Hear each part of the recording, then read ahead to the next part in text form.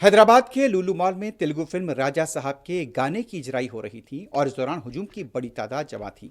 तूफान बदतमीजी के मनाजिर उस वक्त देखे गए जब फिल्म की हीरोइन निधि अग्रवाल वापिस हो रही थी।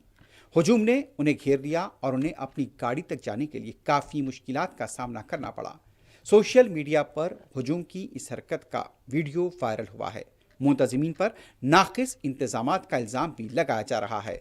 शो जहां पर हुआ वहां तक तो ठीक था, लेकिन जब शो से खत्म करने के बाद निधि अग्रवाल बाहर निकल रही थी और जब अपनी गाड़ी की तरफ बढ़ रही थी, हुजूम ने उन्हें घेर लिया और उनके महाफिजों को यानी कि बाउंसर्स को काफ़ी मशक्क़त पेश आई उनको उनकी गाड़ी तक पहुंचाने के लिए।